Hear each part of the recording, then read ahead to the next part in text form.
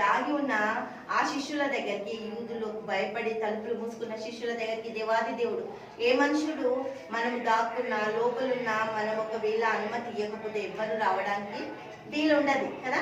Door మూసిన తర్వాత ఎవరు వస్తారు? ఎవ్వరు రారు. కానీ దేవునికి మహిమ కలుగను గాక, దేవాది దేవుడు తలుపులు మూసిన, గోడలు కట్టి ఉన్న, అడ్డు ఆటంకాలున్న వాటన్నిటిని ఛేదించుకొని దేవుడు నీ దగ్గరకు వచ్చి నీ పరిస్థితిని గమనిస్తాడు. నీవున్న స్థితిలో నుంచి దేవుడు లేవనెత్తుతాడు. నువ్వున్న ప్రతి పరిస్థితిలో నుంచి దేవుడు నీతో మాట్లాడి నీకు కావాల్సిన ప్రతిదాన్ని సమకూరుస్తాడు. దేవుడు నీకు దీవెనలతో తన జీవితాన్ని నీకు అప్పగించిండు.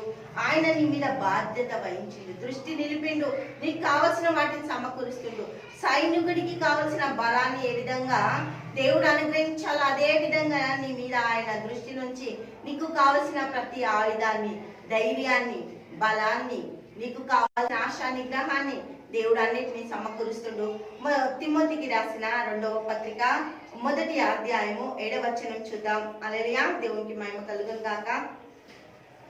దేవుడు మనకు శక్తియు ప్రేమయు ఇంద్రియ నిగ్రహం ఇచ్చెను గాని పిరికితనము గల ఆత్మనియ్యలేదు. దేవునికి స్తోత్రం. పిరికితనము గల ఆత్మనియ్యలేదు. ఎందుకు అంటే ఆయన పోషిస్తున్న సమర్థుడు. ఏం కావాలన్నా, ఎక్కడ ఏమి అవసరం ఉన్నా, తండ్రి నీ మహిమలో మాకు కావాల్సిన ప్రతి దాన్ని సమకూర్చు, మాకు కావాల్సిన ప్రతి వాటిని నువ్వు సిద్ధపరచు అంటే దేవుడు ఒకటి అంటుడు. ఫిలిప్పీలకు రాసిన పత్రిక 4వ అధ్యాయము 19వ వచనాన్ని చూద్దాం. హల్లెలూయా.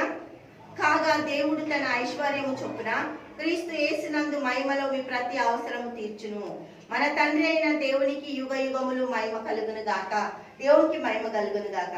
దేవుడు నీ దగ్గరికి వస్తాడు. నీవు తలుపులు మూసి ఉన్నా, నువ్వు బాధలో ఉన్నా, ఇబ్బందుల్లో ఉన్నా, నీవెటువంటి పరిస్థితి దిగంతంలో నువ్వు కూరుకుపోయినా అక్కడి నుంచి సహా దేవుడు నిన్ను పైకి తీసుకొచ్చి ఆయన పని నీకు అప్పగిస్తాడట.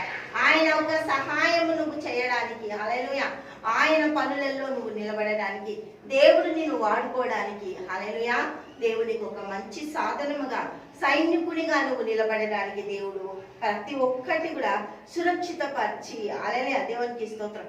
పేతురు వాళ్ళందరూ అంతా సాక్షులు అయిపోయిందంట. అని పేతుడు అన్నాడంట ఒకటే మాట, పేతురు సిలువని తిరగవేసి నాకు శిక్ష వేయండి.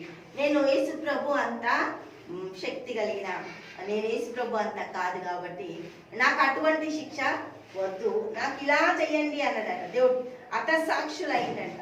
దేవుని బిడ్డలు, దేవుని సైనికులకు సురక్షితత ఉందంట. దేవుడికి స్తోత్రం. హల్లెలూయా.